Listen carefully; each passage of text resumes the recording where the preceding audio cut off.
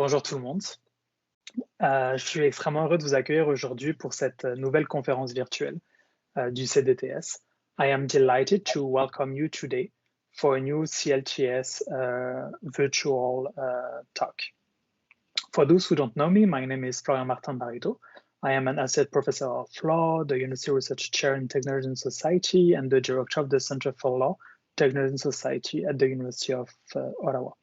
And for today's virtual talk, we are joined by Professor David Sloss to discuss his upcoming book, Tyrants on Twitter, that offers a look inside the weaponization of social media and an innovating proposal for protecting our democracies from information warfare, something that we saw in the past month in Canada and that I'm sure we will discuss during the conversation. Our guest today, David Sloss, is the John A. and Elizabeth H. Sutro Professor of Law at Santa Clara University and a member of the American Law Institute and a counselor to the American Society of International Law. More information about his upcoming book, as well as a discount code for those interested in buying it, will be posted in a few seconds in the chat, so I invite you to check it out. And after his presentation, Professor Sloss will be joined by my colleague and friend, Vivek Krishnamurthy, who will facilitate the conversation. And for those who don't know him, Professor Krishnamurthy is a faculty member at the Center for Law, Technology and Society, and the Samuelson-Glushko Professor of Law within the Faculty of Law Common Law section at the University of Ottawa. And is also the director of our amazing clinic, the Samuelson-Glushko Canadian Internet Policy and Public Interest Clinic, better known as CIPPIC. So please ask your question in the chat at any time during Professor Sloss' presentation or during the conversation, and Professor Krishnamurthy will take care of asking them to our guest. And so without further ado, I will give the floor to Professor Sloss. It's really a pleasure to be here with you today, and I want to thank both Florian and Vivek for inviting me and hosting me here. I look forward to our conversation. So as Florian said, I'm talking about my new book, which is actually now officially out this week. So it's available both from Stanford University Press, but also available on Amazon in both a hardback and ebook version. And actually, what's especially exciting to me, I have to say, is there's an audiobook version that's due out soon. It's not available yet, but it should be available soon. So for those who prefer to listen rather than read, that's another option. Okay, so without further ado, let me get into the talk. That's a picture of the cover of the book. My argument in the book really starts with the premise that we are now, and when I say we, I'm thinking of not just the United States, but really the sort of group of Western liberal democracies. We're in a new Cold War with China. And in saying this, I know the term Cold War conjures up different images for different people. So I don't see this as a sort of a battle to the death where one system survives and the other system perishes. That's not what I mean by a Cold War. But I do think we're in for a long-term geopolitical competition with China. Primarily China, but also Russia, at least in the moment, is aligned with China. And as we see with what's going on in Ukraine these days, Russia is also a major power. And we're going to be competing in three areas: military, economic, and information competition. I think information competition has taken on really much greater importance now than was true during the old Cold War with the Soviet Union. And that's true for a couple of reasons. One is just the rise of modern information technology allows instantaneous communications around the world in ways that can be used for both good or ill. But a lot of my focus here will be talking about how China and Russia are taking advantage of that in ways that I think are detrimental to us. Another reason that information competition takes on increasing importance is that in the prior Cold War with the Soviet Union, we essentially won that competition economically because the Soviet Union simply couldn't perform economically. That's not true with China. China is going to continue to be a major economic competitor for the foreseeable future. And for reasons similar to the last Cold War, we really want to avoid military confrontation. So if we want to avoid military confrontation and we're not going to sort of win this Cold War economically, information competition really takes on significance. One of my main claims here is that at the moment, the United States is effectively subsidizing both Chinese and Russian information warfare by granting Chinese and Russian state agents essentially unrestricted access to major social media platforms. And I think this is a significant mistake that we need to correct. So I argue that Chinese and Russian information warfare poses a major threat to Western democracies, and it contributes to the problem of democratic decay. I will come back in just a minute and say a little bit more about what I mean by democratic decay. And so in response, I offer a policy proposal in which Western democracies essentially get together and collaborate to regulate social media to protect democracies from the threat of information warfare. I think to do this, we need regulatory harmonization among the leading Western democracies. I think we also need a change in our mindset. We need to recognize that the power to regulate, particularly in the information sphere, is a strategic asset. We need to look at it as a strategic asset. Right now, we are essentially squandering that asset by leaving the information domain largely unregulated. All right, so this graph presents a picture of the rise of democracy and the decline of autocracy in the early post-Cold War era. So it goes, I'm not sure whether people can see the numbers there, but it goes from 1990 until 2006. And what it shows is that between 1990 and 2006, the percentage of authoritarian states in the world dropped significantly from 50% to about 25%. Meanwhile, during the same period, the percentage of democratic states in the world increased from about 25% to about 35%. So this was really, in retrospect, a great period for democracies and a bad period for autocracies. And it really looked like democracy was on the rise and spreading all over the world. Unfortunately, those trends have been reversed since about 2010. So this graph shows that the percentage of autocratic states in the world has been steadily increasing since 2011. So between 2011 and 2019, that increased from 22% to 26%. And if you look at the numbers since 2019, that trend line continues to go up. Meanwhile, the percentage of democratic states in the world peaked at about 34% in about 2009, and that percentage has been declining to now 30% in 2019. And again, if you looked at those trend lines after 2019, the percentage of democracies continues to decline. So if you believe, like I do, that liberal democracy is a good form of government, in part because it helps protect and promote individual freedom, these trends are very disturbing. And one of my claims is that information warfare contributes to these trends. It's not the only thing contributing to these trends, but it's an important factor contributing to these trends. So what do I mean by information warfare? The Venn diagram pictured here shows that information warfare lies really at the intersection of two other kinds of phenomena.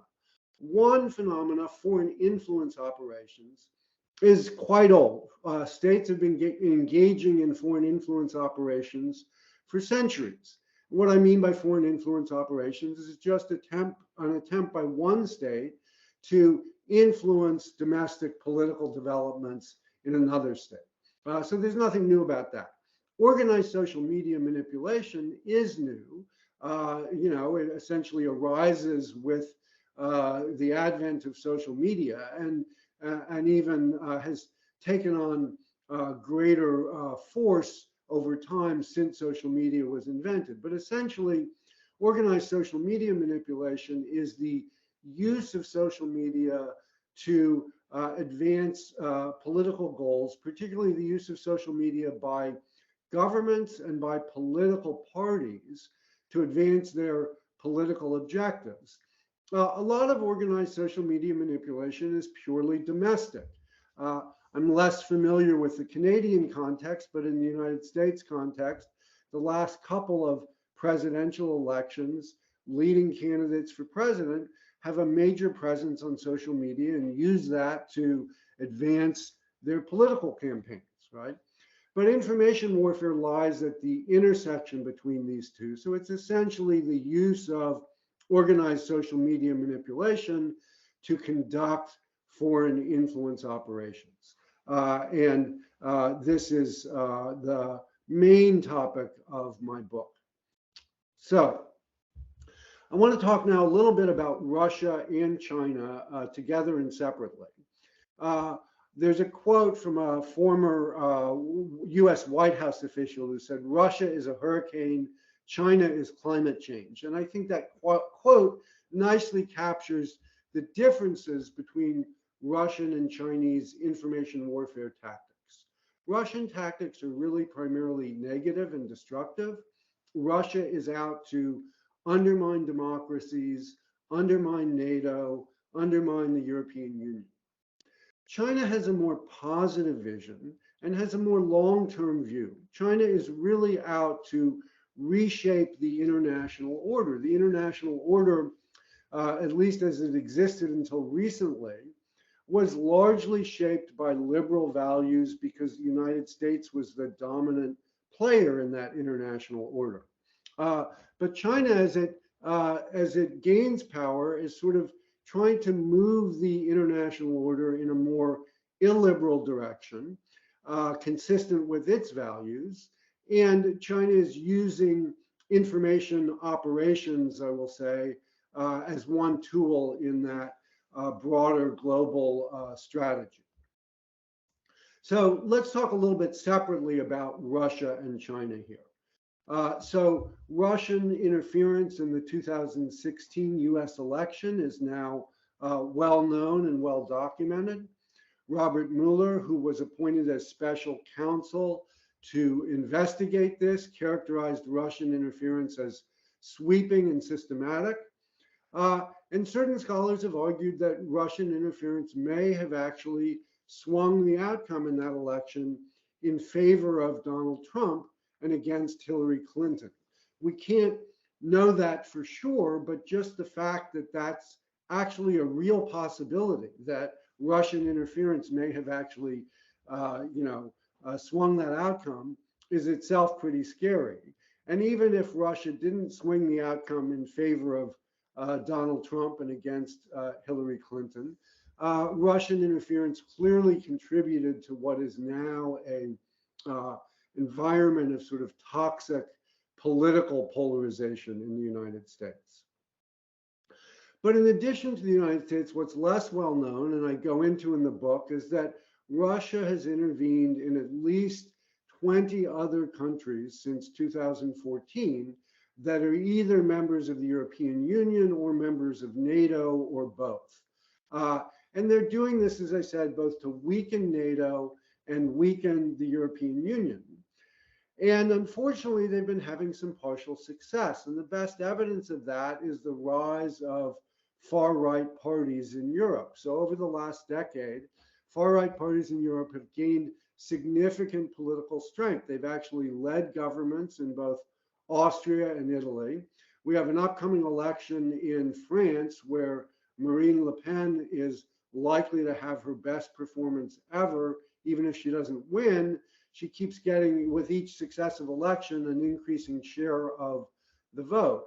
And we see this in other European countries too. So these far-right parties in Europe are closely aligned with Putin and with Russia. And the fact that they are gaining electoral strength in countries, in both NATO and EU countries, is a sign of the effectiveness of Russian intervention here. Switching to China, this chart shows Chinese media companies and US media companies and their presence on Facebook. And so I list here 5 major Chinese state-owned or state-run or state-affiliated media companies, some formally linked with the Communist Party, some not so formally linked with the Communist Party, but the Communist Party in China controls all of these entities directly or indirectly. And this shows the number of likes on Facebook for these Chinese media companies versus US media companies. What's important to note here is all of those likes for the Chinese media companies, or substantially all of the likes, are coming from users outside of China, because Facebook is essentially banned in China. So China has made a really sustained, systematic effort to use these state media companies to reach a global audience. And these figures indicate that they actually are being quite successful in reaching a global audience. And they're using these information channels to sort of shape views of China and shape views of international events all over the world.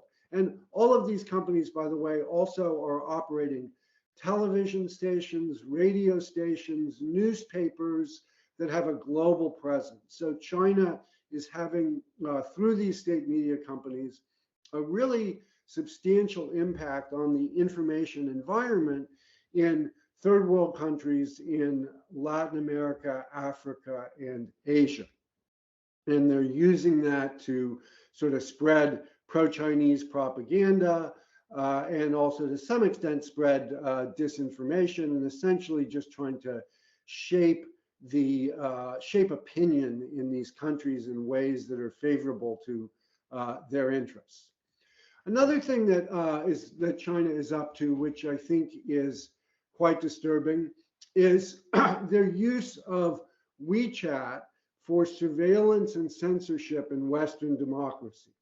So most of you probably know that Wechat is a major Chinese social media platform, but it's not just a social media platform. I think the best way to think about Wechat is it's like Amazon and Facebook rolled into one, because it's also a major shopping platform.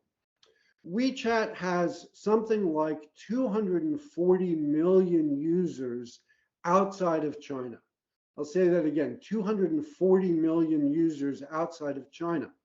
Most of those Wechat users outside of China are members of the Chinese diaspora. They're ethnic Chinese who are now living in countries all over the world, but many of them in Western liberal democracies. So we have a large presence of ethnic Chinese people who use Wechat in Canada, in the United States, in Australia, in Great Britain, and in other places. And because of this large presence of ethnic Chinese in these countries, what we're starting to see is Western politicians are using Wechat to communicate with their ethnic Chinese constituents.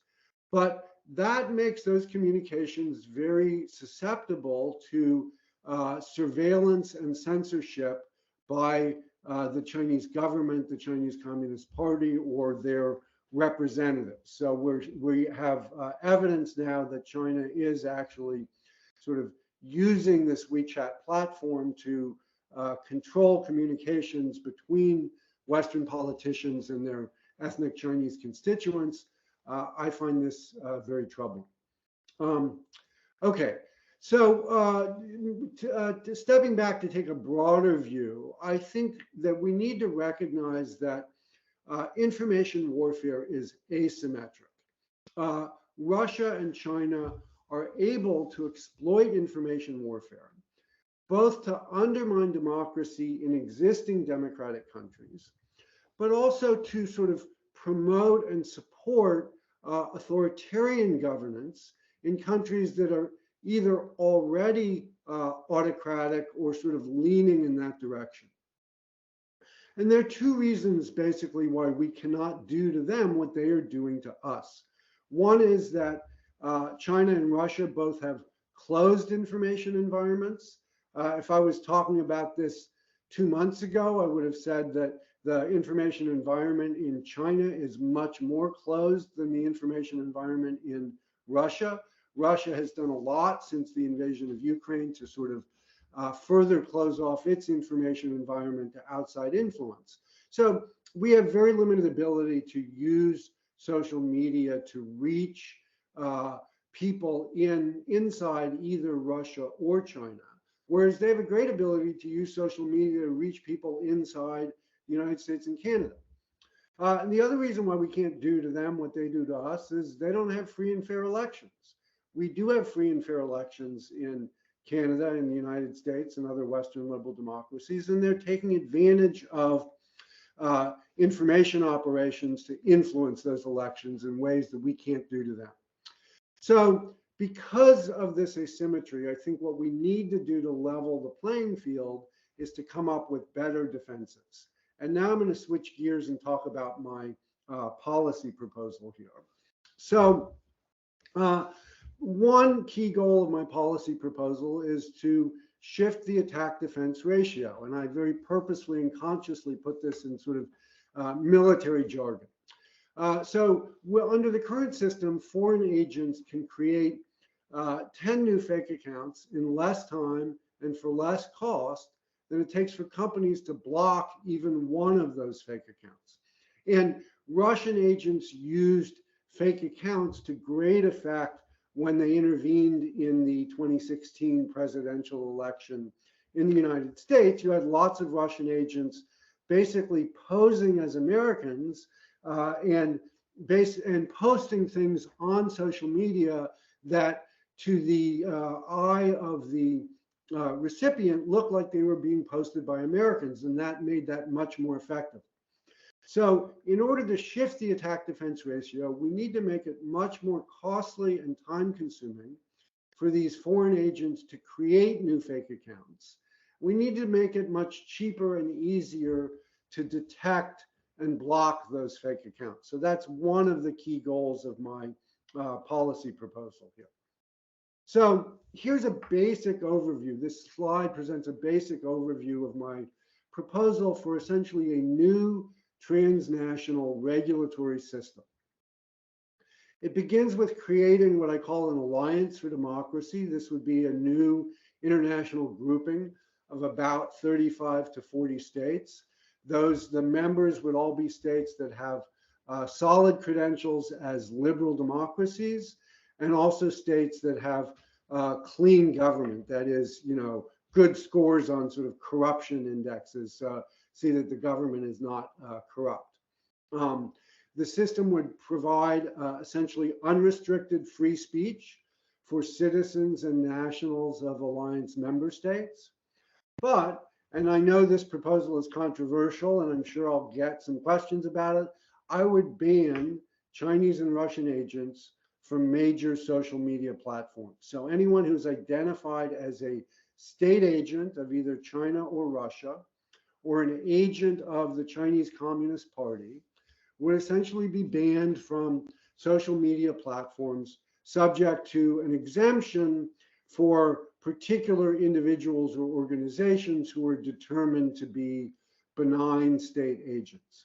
Now, there are clearly operational problems in deciding who is a Russian agent and who is not a Russian agent. I can talk about that more in the Q&A, but I do have specific proposals for getting at that problem. Obviously, it's not an easy problem. For states that are not members of the alliance and not Russia and China, so that's the bulk of states in the world, there would be some disclaimer rules.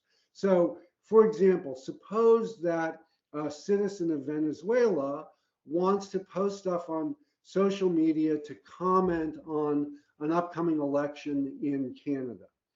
The citizen of Venezuela would be allowed to do that, but the social media companies would be required to attach a disclaimer or warning label to that post, saying something to the effect of, this message is transmitted by a person who is a citizen or national of a non-democratic state.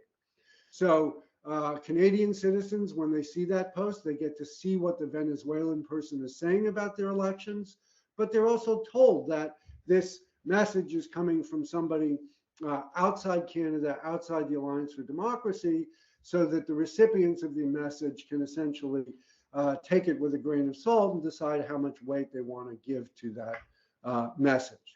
I also propose a social media registration system, which I'll say more about in just a second. But that registration system is the main tool for essentially shifting that attack defense ratio, making it harder to create fake accounts. My proposal also includes fairly detailed rules to safeguard and protect both user privacy and data security. All right, so to say a little bit more about the registration system here, it would require all social media users to register public accounts. This means if I want to have an account on Facebook or Twitter, the first thing I have to decide is, do I want it to be a public account or a private account?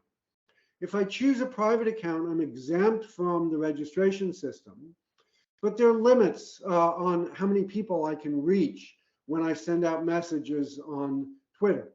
On the other hand, if I want to be able to reach a broad audience on Twitter, I then am required to register it as a public account. And when I do that, I would declare my nationality and provide certain identifying information that would be shared with my home government.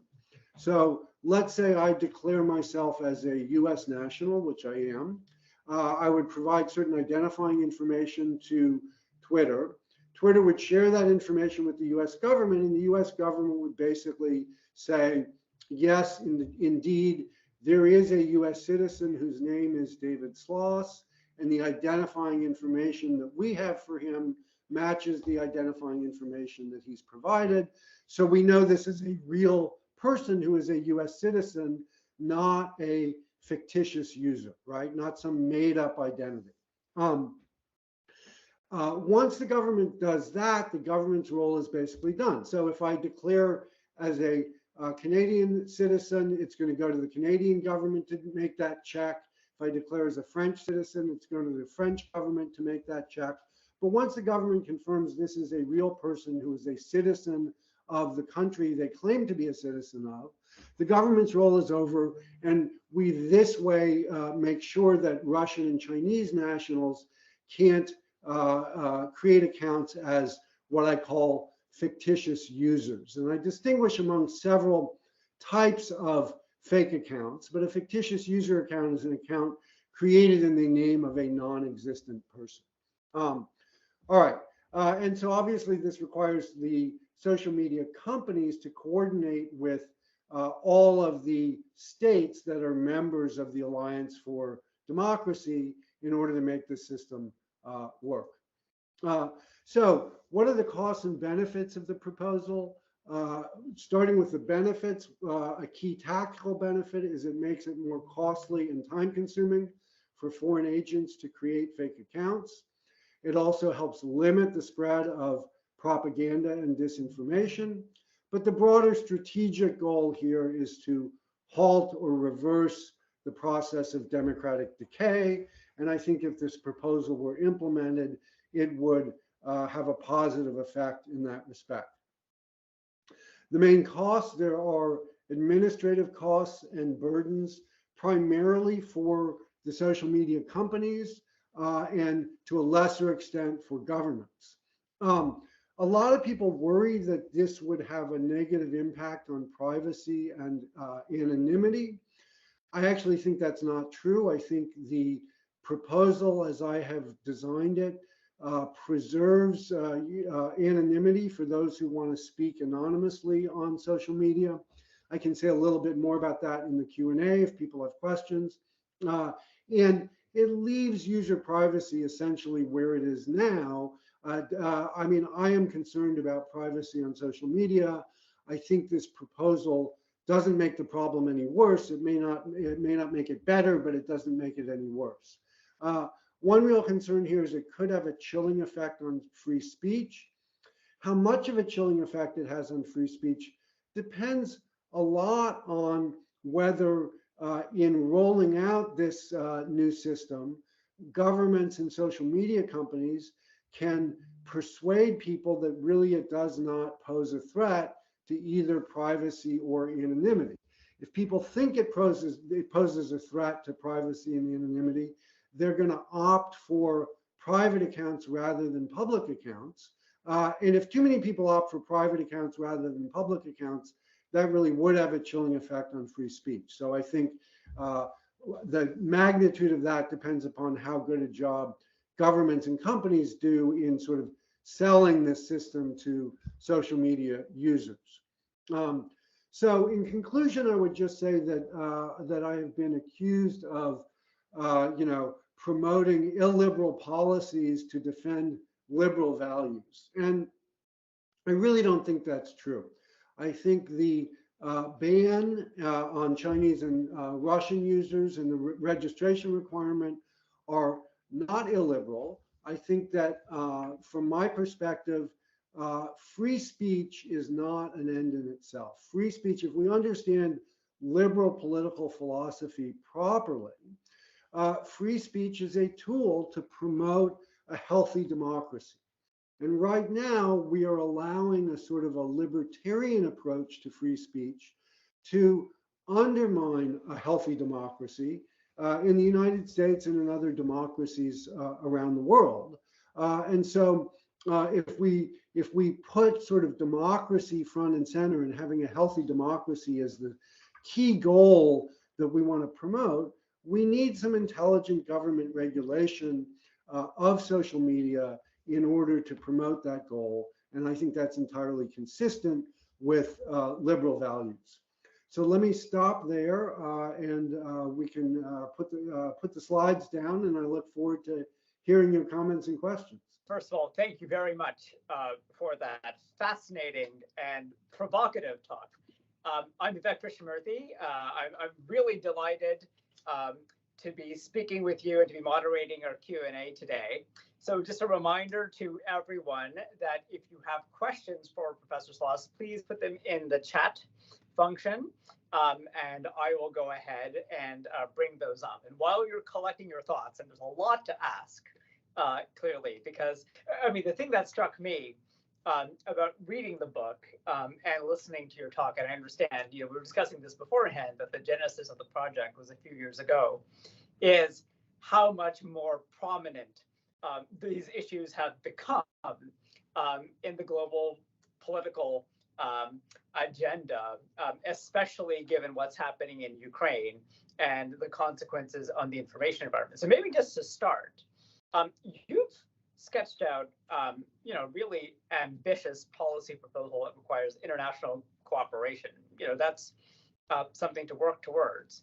I'm curious for your thoughts based on your research and also, your expertise from before your legal career when you were an arms control negotiator for the U.S. government, as to what you think we should be doing in the short term in the context of the war on Ukraine with regard to Russian and Chinese government accounts especially.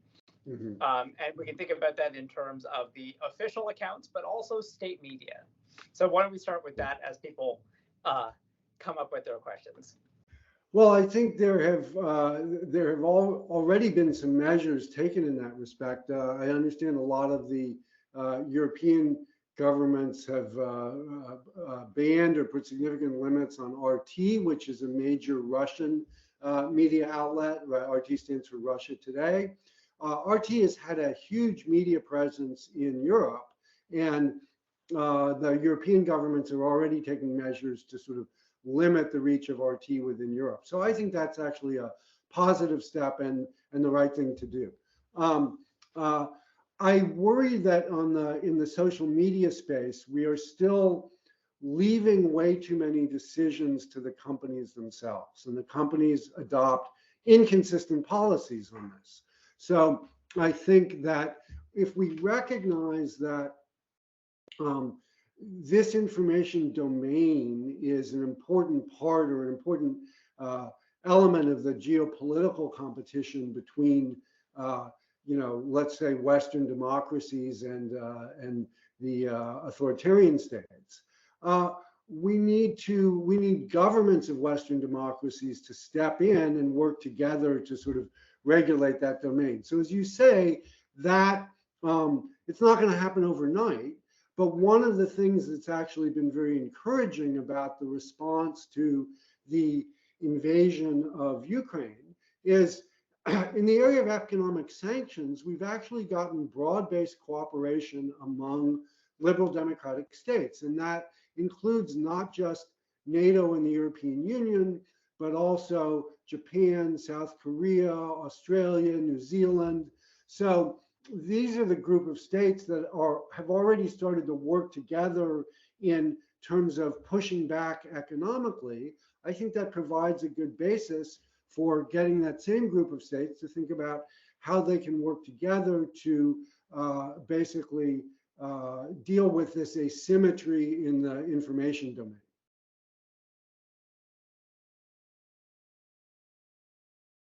So we have our first audience question that I think ties in nicely to what we've been discussing, which is, again, question of time horizons. So John asks, before we get to a point of, of transnational cooperation and having a registration verification system, what are the first steps that we could take to identify, let's call it, foreign government agents who are on these platforms? Are there technical measures that could be taken?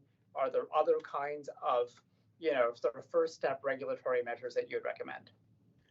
Yeah, so I think that's already happening to a large extent. So one of the things that has been, well, let me say this. There's a great article in the Financial Times about 3 or 4 years ago.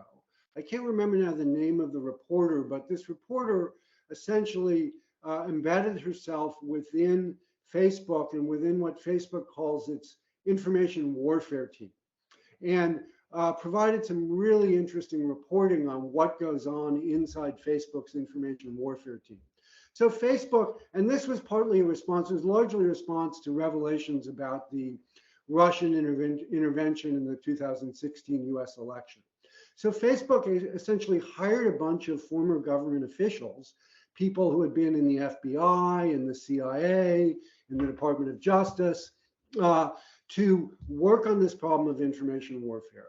Those people are coordinating very closely behind the scenes with US government officials. So there's a lot of behind the scenes back channel communication, at least between Facebook and the US government, to identify who are these foreign agents, and once they're identified, to particularly ones who are operating covertly, because a lot of the foreign agents are operating covertly, to identify them and shut them down.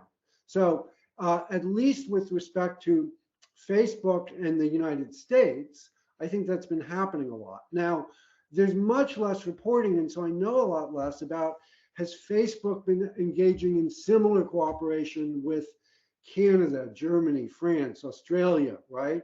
I don't know that much about what's going on, and I don't know the extent to which Twitter and YouTube and other major platforms are also doing this, right? So there's just, I suspect that a lot of that behind the scenes cooperation is going on with other companies and other governments, but there's not a whole lot of public reporting about this. So one of the real virtues of my proposed transnational regulatory system, it makes all this a lot more transparent. It brings it out into the open, because I gotta say, I worry a little bit about what goes on in back channel communications between the CIA and Facebook, and who gets targeted there that maybe shouldn't be targeted. So I'd like to ask you a question, and this is sort of about the vision of sort of strategic competition that underlies the policy proposal, right? So on the one hand, we have Russia and China, we can call them revisionist powers, essentially, right? The hurricane and climate change. We have the Alliance for Democracies, but I wonder where, let's call it, you know, in the Freedom House report, the Freedom in the World report, there's a large group of countries that are partially free. So we can think about places like India, Brazil, that have electoral democracies that may be tending towards authoritarianism and are liberal or illiberal to various degrees. How do they fit into your thinking here? And what would you do? So I understand, obviously, the registration requirement. Actually, it'd be interesting to discuss how would you have those citizens register, but also how do you think about uses of social media by state officials and state media from those kinds of countries? Yeah, well, that's a big issue, and it's one that I don't sort of directly address in detail in the book. But clearly, Modi in India, Bolsonaro in Brazil, to use the two examples you brought up, have been using social media in ways that I find to be very, disturbing. Bolsonaro may get voted out of office in the next election. I'm hoping. We'll see. Modi seems to be firmly ensconced in India and is unlikely to be removed from power anytime soon. And Modi is using social media to stir up a lot of anti-Muslim sentiment that is leading to a lot of anti-Muslim violence in India, right? Bolsonaro, it's less sort of ethnic, but he is clearly a sort of a populist politician who is fomenting a certain amount of division within Brazil. So the proposal that I come up with doesn't, specifically address those kinds of problems. I do think a registration system could help in the longer run, could provide a basis for taking additional measures to deal with that. But the proposal, that I've laid out in the book, I would say doesn't do a whole lot to address those. So I would acknowledge those as significant issues, and I think they need to be addressed, but they need to be addressed in maybe a different kind of way. Although if we really can get together a registration system and a system for transnational cooperation, I think that provides a good foundation for moving forward to address some of these other kinds of issues. So we have a question from Jordan in the audience, which is whether you have any thoughts on the Facebook Oversight Board, and if you think it is a meaningful contribution towards regulating misinformation and disinformation on social media platforms. I think the Facebook Oversight Board is overall probably a positive step, but I don't see it really accomplishing very much. Certainly, I don't see it doing much in the area of information warfare. Again, because it's one platform, right? And frankly, Facebook is a declining platform these days, right? The Facebook Oversight Board is not doing anything about TikTok. It's not doing anything about YouTube, right? We got some other platforms growing there. So again, I think it was a positive thing for Facebook to do this. But if we really think about this in strategic terms as part of a sort of a global contest between democracies and autocracies, it is a government function. We need government regulation to sort of regulate this space in a way that sort of treats it properly in the broader strategic context. And the Oversight Board just isn't thinking in those terms, right? That's not their goal. That's not their function. So I'd like to ask a question about, again, your use of the term information warfare, right? Which implies, again, warfare or violent competition between states. you are, I've done a lot of thinking about, the American First Amendment and free expression theory. That's clear in the book. But what I'm wondering is, how do you answer the sort of, the objection that people have a right to hear this stuff?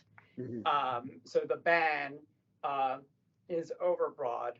So both in terms of First Amendment theory or international human rights law, and then what do you think are kind of and this has sort of been debated with the European ban on RT and Sputnik, right? Is that what are the collateral effects in countries that are illiberal of having this kind of ban? Doesn't that just mean that it's going to be harder for Voice of America or something to operate in Russia than it already is?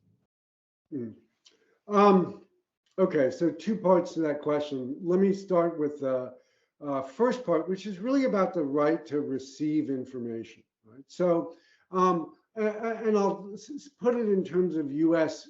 First Amendment doctrine, although I think in this respect, First Amendment doctrine is broadly aligned with sort of international human rights values on freedom of expression. Right?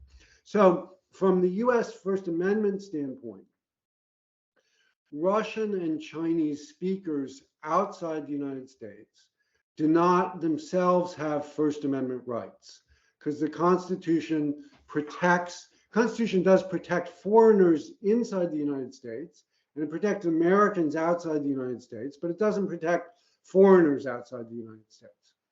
On the other hand, it's well established in First Amendment doctrine that Americans have a First Amendment right to receive information from foreign sources. So the First Amendment is not just protecting the right to convey information, it's protecting the right to receive information. And so for that reason, the ban or the proposed ban would certainly be subject to a First Amendment challenge as putting overly broad limits on the right of Americans to receive information. Right? And you can imagine a similar kind of challenge in Canada based on the Canadian Charter of Rights and Freedoms. You'll have to tell me, I don't know enough about the Canadian law to say whether that protects Chinese and Russians outside of Canada, but it certainly protects the right of Canadians to receive information from foreign sources, right? But this necessarily involves some kind of balancing of competing interests. So I don't deny the right of Americans to receive information from foreign sources, but I think that it's also reasonable to think that the government can put some limits on that. So my proposal is it's not banning all Chinese and Russians, right? It's just those who are identified as state agents or agents of the Communist Party. Other Chinese and Russians are sort of welcome on the platform. And it's not even banning all state agents because there's an exemption for benign state agents. But so, RT under this proposal could claim to be a benign state agent. And, I propose essentially a multilateral body composed of representatives of the different members of the Alliance for Democracy, who would have, frankly, a fair amount of discretion to decide who qualifies as a benign state agent and who doesn't. And they would presumably make those decisions based on having a variety of information about, RT and what it does, right? Just to take that example. I will say that when I was, writing the book a couple of years ago, I had RT in mind as my, a leading example of who counts as a benign state agent. These days, I'm not so sure whether I would call them a benign state agent, right? So, that can change over time and depending on the context. Now, I think the second part of your question was really about, well, if we ban them, what are they going to do to restrict Voice of America or basically restrict our ability to reach audiences inside China and Russia? And what I would say is, in the current environment, we have very little ability to reach audiences inside China. They can't cut back on that, much more than they already have, right? So I'm not really worried about pushback from China on that because we don't really have any access to begin with. And as I mentioned, access to audiences in Russia has already been curtailed dramatically just since the beginning of the war in Ukraine. It could be cut back more. There are still channels of communication where people from the West are able to reach people inside Russia. But the Russian government has already made that much harder than it used to be just a couple of months ago, right? So I acknowledge that this is a potential concern, although I think the degree of access we've got now is so limited that I don't think there's that much more they can do.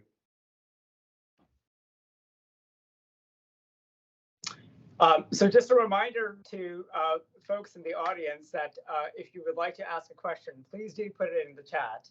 And we'll still be here for a few minutes to ask some questions.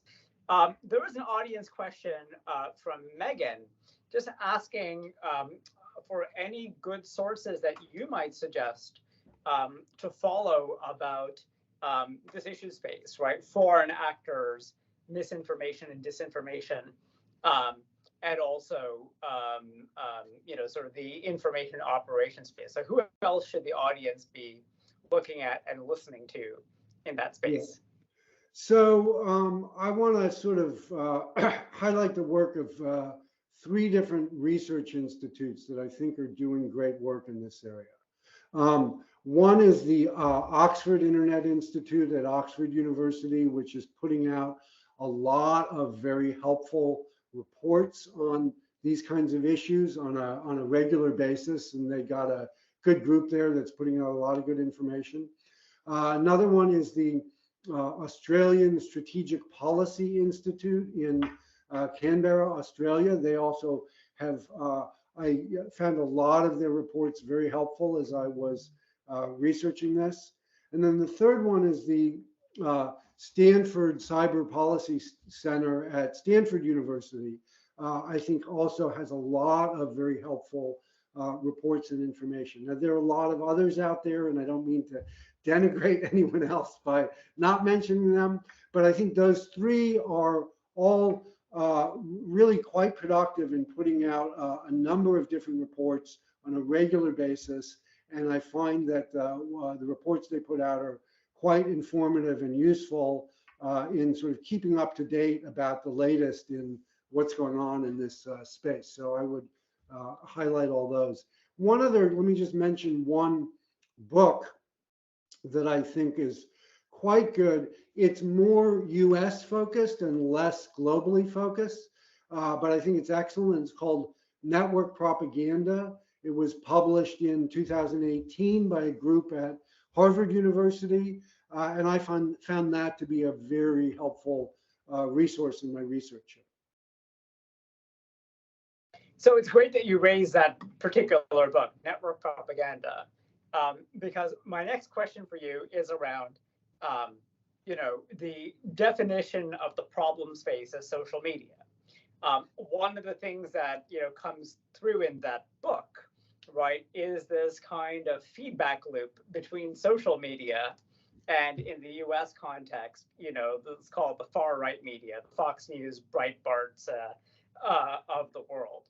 So I'm curious about why you've focused on social media, right, as opposed to, let's say, other parts of the internet or other parts of the information space more generally. What is it about social media that requires this intervention? Well, there's a couple of different answers to that, but one of the main ones is I'm sort of very interested generally in transnational cooperation. Social media operates on a global basis, and therefore I think lends itself and maybe even demands transnational cooperation to deal with the problem, right? You look at the radio and television space. The radio and television stations are operating primarily domestically within particular domestic contexts. So I don't think there's nearly as much value in transnational cooperation to regulate radio and television. I think that's got to be done more on a national basis. Whereas I think there's a lot of value in transnational cooperation to regulate social media, because social media is this sort of global presence, right? But having said that, if I focus on the U.S. context specifically, I mean, I think the book Network Propaganda, and frankly, other developments since that book was written, make clear that if you want to sort of improve the information space in the United States, you can't limit yourself to social media. You've got to deal with radio and television as well, because as you said, there is this feedback loop among different technologies for communication. And some of the biggest amplifiers are people who are on television and radio, right? So they're picking up stuff maybe from social media, maybe from other places, and using their voice on television and radio to amplify disinformation. So if you look at disinformation itself as a problem in the US context, I think you got to do something about television and radio. That raises also a different kind of reason for framing the project the way I do, which is from a First Amendment standpoint, what you can do to regulate domestic sources of disinformation is much more constrained than what you can do to regulate foreign sources of disinformation, right? We have the US government has a lot more flexibility in going after Russian and Chinese sources of disinformation than it does in going after Fox News or Breitbart or right-wing talk radio, right? They have the First Amendment puts much tighter constraints on what the government might be able to do in that space. So you mentioned your interest in transnational cooperation more generally, right? Yeah. And I think this ties into your background in diplomacy and then also as a scholar of international law, right? So one of the things that struck me in the book are the many analogies you draw to other kinds of regulatory regimes, either domestically or internationally, that provide models to emulate in your proposals. I wonder if you could just go through that a little bit. Like, what can we learn from arms control, for example, that's helpful to this problem? Right. Well, in thinking about the Alliance for Democracy and the proposal for transnational regulation, one of the models that I drew from is something that I actually had experience with when I was in government. That experience is now somewhat dated because I left the federal government in 1993, so that was almost 30 years ago. But when I was in government, I worked a lot on nuclear proliferation issues, and one of the groups that I worked with is a group called the Nuclear Suppliers Group. And the Nuclear Suppliers Group is a sort of a loose coalition of states that have the capacity to export nuclear technology, including nuclear technology that could be used either for civilian power production purposes or potentially nuclear weapons purposes, right? And so the way the Nuclear Suppliers Group works is there's a set of guidelines promulgated on an international basis that themselves have no real legal force, but states then implement those guidelines domestically by adopting domestic statutes and regulations that are designed to carry out the purpose that those guidelines are trying to promote. And I think that's a very useful model for thinking about this transnational regulatory system that I propose, right? The Alliance for Democracy would be, a relatively loose coalition of states that are liberal democracies. There would be some agreement on an international basis about general guidelines and principles about how we're going to regulate social media domestically. But the real bite would be in the domestic legislation and regulations that would carry out those international guidelines. So the enforcement would be largely at the domestic level, but the basic principles would be articulated and agreed at an international level. And you could point to a number of other international regimes that work like that. But I refer to the Nuclear Suppliers Group because I had personal experience in dealing with that group when I was in government, but there are a number of other models like that out there.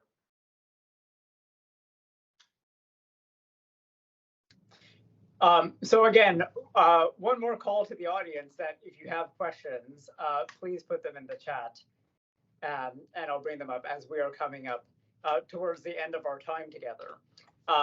Let me ask you another question, if I may, which is around possibilities for harmonization.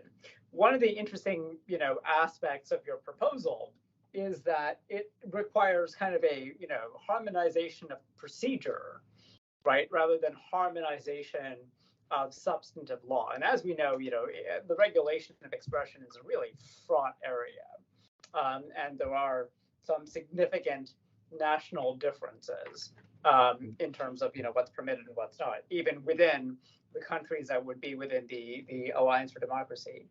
So, do you think that this system that you've sort of devised, which is a system of controls on who has access to the medium, is workable without more substantive harmonization of what you can do once you're inside? Or is it possible to just get agreement on this and solve many of the problems of information warfare without substantive harmonization of the law of expression in different countries or of the rules on what you can say on different platforms? Right. Yeah, I don't think, so the short answer is yes. I don't think you need to reach broad-based agreement on substantive rules governing freedom of speech in order for the proposed system to work. And frankly, I don't see that substantive agreement on, rules governing freedom of speech happening anytime soon, right? To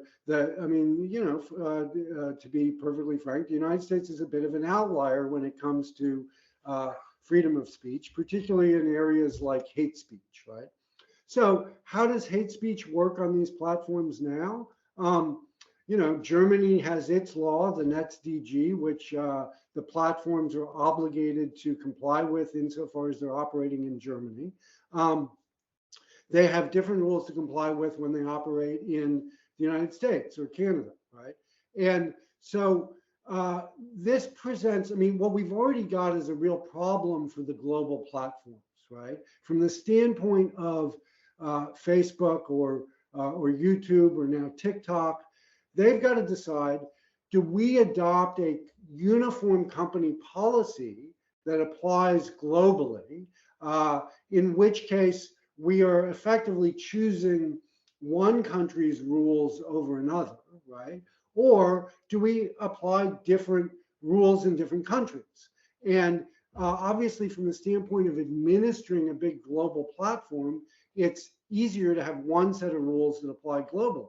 And so, Facebook, for example, has gone a long way towards banning hate speech on its platform in a way that is entirely consistent with laws in Germany and France, certainly wouldn't be required in the United States. And if it was the government doing it in the United States, it would be unconstitutional. But it's not the government doing it in the United States, it's Facebook. So they have the option of being able to do that, right?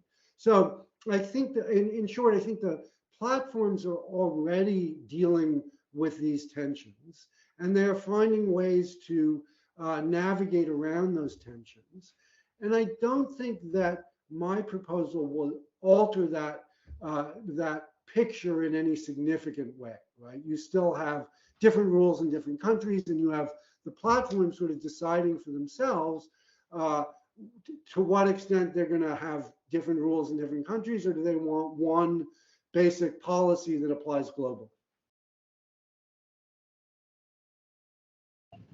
Fantastic. So we're going to wrap us up with one last question, which is a provocative one, which is, how would you answer your critics who might say that the cure you're proposing is worse than the disease, that the onerous registration requirements, and the sort of effects that it would have on anonymous expression, on, the chilling effects it would have, are worse in a democracy or in a family of liberal democracies than the problem of Russian and Chinese and other state information warfare on those platforms?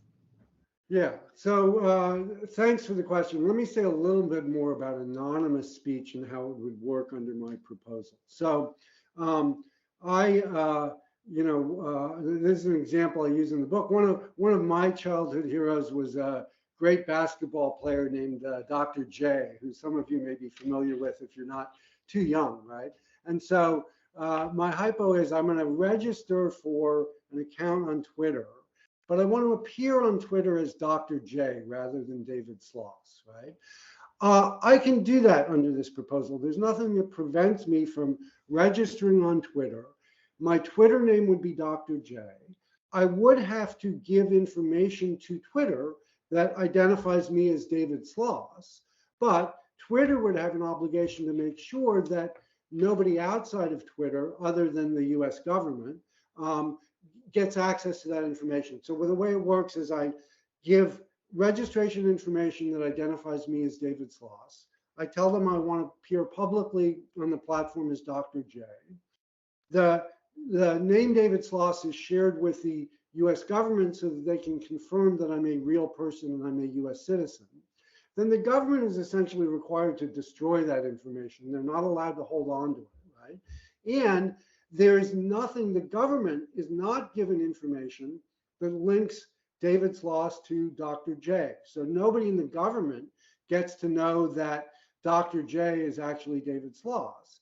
And even that information would be tightly controlled within Twitter so that it would be basically held within Twitter on a need-to-know basis. So, what's different about this than the current system? The biggest difference is that Twitter has to share information with the government so the government can say, yes, David Sloss is a real person, but then the government is required to destroy that after they perform that function. But under the current system, I could register with Twitter and appear on Twitter as Dr. J if I wanted to. And frankly, there aren't a whole lot of rules that control what Twitter does with that information. In other words, there would be actually new rules that would require Twitter to protect that link, the information that links David Sloss to Dr. J, and make sure that that is not publicly disclosed. So in that respect, it would actually provide some added protection for anonymity, at least potentially, right? And remember, under the current system, I actually, have an account on Twitter and I appear as David Sloss. There's nothing that prevents the government from monitoring my activity on Twitter if they choose to, because I am on Twitter and I'm using my name. So the government already has the ability to monitor the communication on Twitter and Facebook of anybody who has a public account and uses their own name. In short, I don't think the registration system imposes any real costs on individual users. I acknowledge that there's people who would be very afraid of sharing information with the government, right? The idea that when I register with Twitter, Twitter is going to share some information with the government. There's a lot of people who are scared by that, right? And that, but I think the fear is largely because they don't understand that the system is designed in a way that actually, my information is fully protected.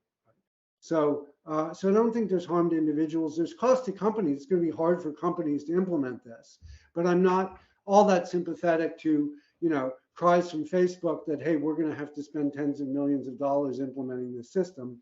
My response to that is, well, tough luck. So I don't think that there are significant costs here to individuals, and I think there are real benefits to democracy in the long run. Well, I think that's a great place to end our conversation.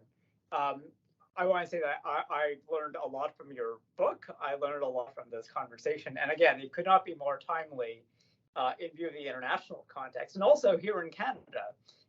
there are multiple proposals by the federal government to regulate various aspects of the internet. And certainly many members of this community at the Center for Law, Technology, and Society have been pushing for a multilateral approach as opposed to a unilateral one to preserve that space, right, that we share in common with other countries and to not fragment the internet. I think that's perhaps what's most striking about your proposal, David, compared to many other ideas that are out there to combat, state influence operations, is that it recognizes the importance of the internet as a shared international space, right? And hence the multinational approach is one that's very well suited and most appropriate, really, for dealing with that challenge. It's a set of challenges that are common to all democracies, which I think is another important service that you've done, is to highlight that this is not an American problem, it's not a Ukrainian problem. It really affects every democratic society, as we've been seeing increasingly here, even on the streets of Ottawa during the occupation earlier this year, when it was pretty clear that there was a lot of foreign influence on social media fueling that movement. So all that remains for me to do is to thank you for taking the time to share your fascinating ideas with us. And I hope that this is the start of a conversation on this proposal and many other proposals to work on improving the information space that we share. And that is such an important part of our lives today. So on behalf of all of us here at the CLTS University of Ottawa, thank you very much, David. Well, let me thank you as well. I think it's been a really interesting conversation. I appreciate you opening up this forum for me to talk about my book. So I look forward to continuing the conversation in the future, maybe in a different format. Yes, we'd love to do this in person when the situation permits. So a reminder to our audience members, if you're interested in buying the book, either in hardcover or as an ebook, there is a code in the chat. I just believe it's SLOS20, which you can redeem at the Stanford University Press online store to get your hands on a copy of the book. This wraps up our event for today. Thank you very much for attending, and we hope to see you all at a future CLTS event. Take care. Bye-bye. Bye.